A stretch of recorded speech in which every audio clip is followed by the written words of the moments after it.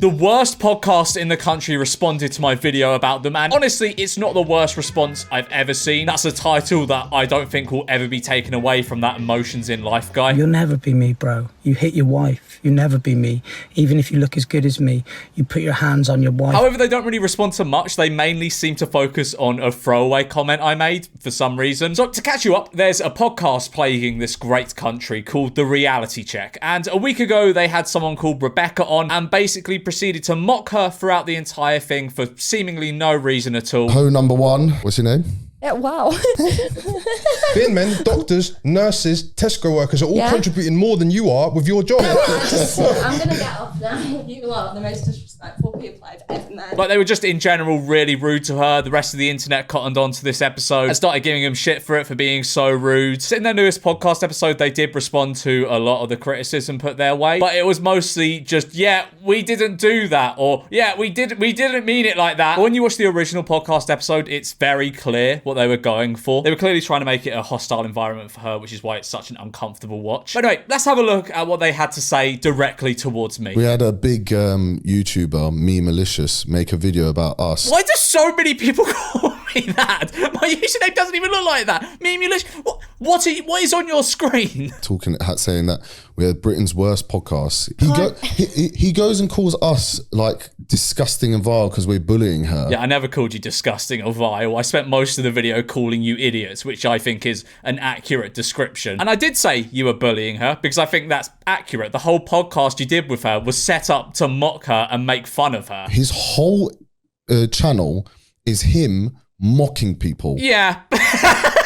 Well, okay, look, I mean, there's levels to it, right? If you look at my candies cooking video, which was the video before the one on them, it was more light-hearted. Same with actually quite a lot of my videos. Like, I don't make very many serious videos at all. I don't even know if I consider the video I made on them to be all that serious. I like making jokes about internet culture and, yes, mocking it because so much of it is utterly ridiculous. Like, look at this. You're grown men edging 30 and you have a podcast dedicated to talking to OnlyFans girls. It's shit. It is absolute shit. And I'm sure this guy is trying to draw some contradiction between me saying they were bullying her on the podcast and me making videos mocking things that people do on the internet, but it's just not the same. It's not even close. I'm not bullying you, okay? I'm not bullying you, boys. You're big boys. You can handle a video of me saying you're stupid on the internet. You're nearly 30. Come on. In a bandana, glasses, and a hat so he can stay anonymous.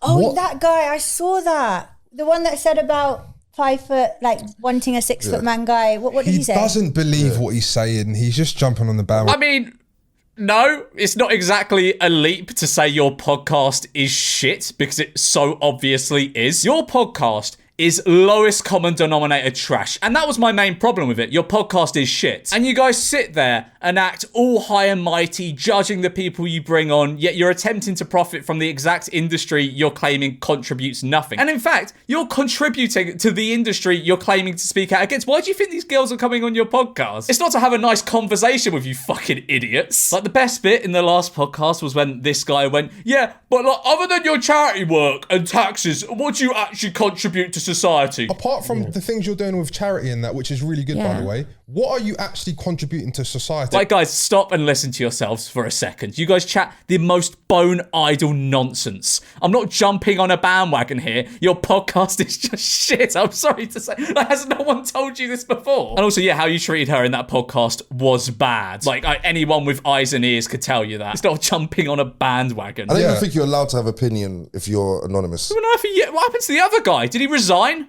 Anyway, go on. Like, no, for real. Don't even say that. You can't come, like, because you have to stand on it. What if you're like, you have an opinion? I respect everyone to have an opinion.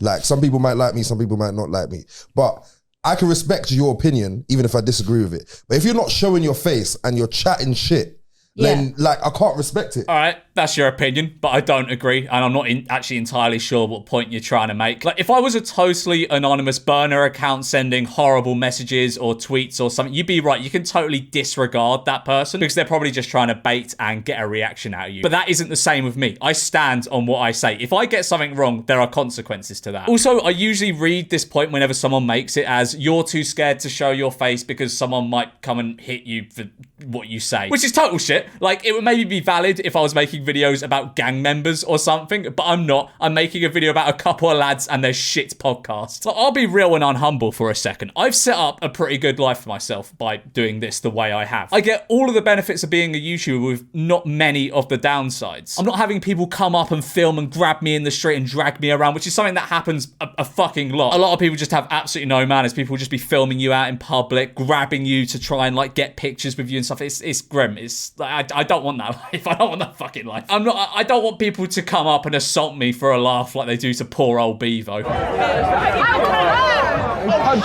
punched me for. That is absolutely not the life I want to live. Also, he's talking for women, saying that's not true. Women don't say that.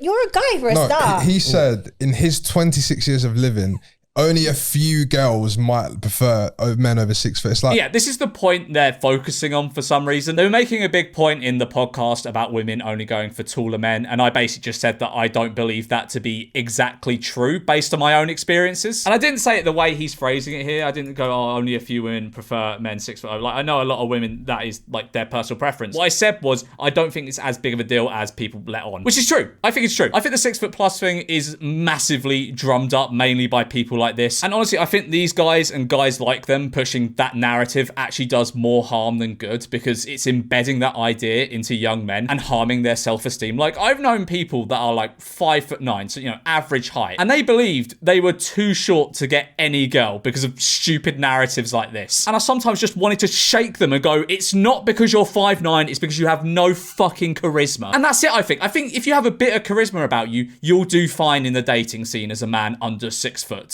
mate, how much experience have you actually had with women? And they're settling, Like, let's be real. Exactly. Let's face it. How much experience have you had with women? All right, okay, look, you can mock me for the way I present myself and my choice of anonymity.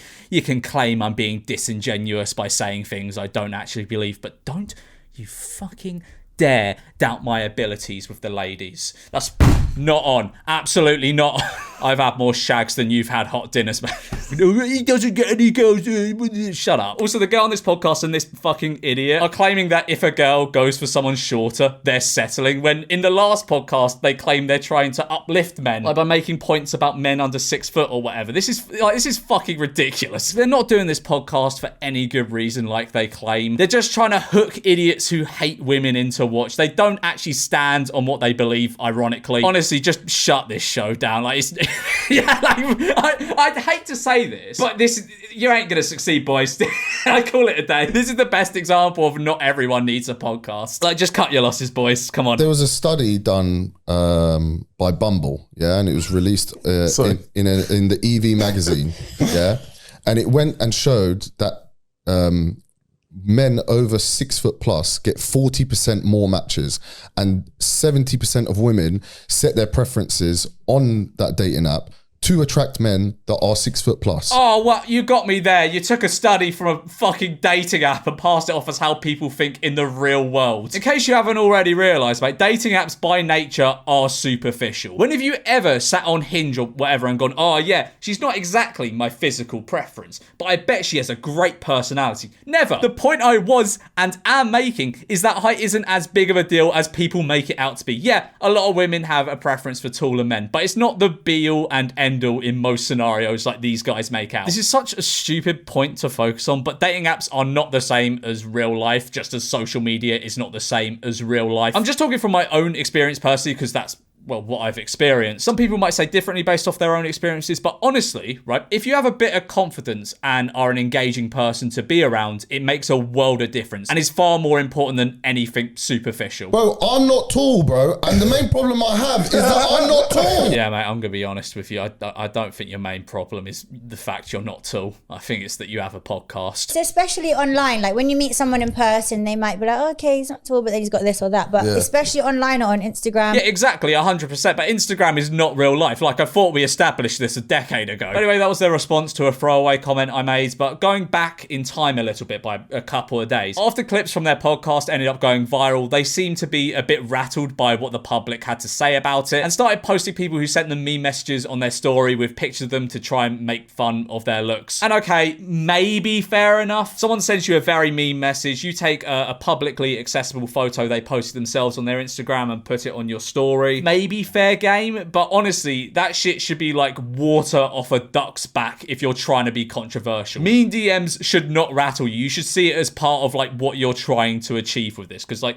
you are trying to be controversial at the end of the day. But okay, someone sent you something mean and you retaliate publicly by calling them ugly or whatever. I don't want to say understandable, but like what I'm going to tell you next is way worse. In one of these Instagram story meltdowns they were having, they grabbed a message from someone, found their place of work, and tagged them in an attempt to get them sacked. I am not joking, they actually did that. And look, you can imply I'm a pussy, but at the very least, I can say I'm not that much of a pussy that I try and get people sacked for sending me mean messages. If you're on the internet trying to be polarizing, at least have thicker skin, boys. Come on. Well, I'm gonna leave it there for today's video. Like and subscribe, or I'm gonna find your place of work and tell them you were very mean to me in messages.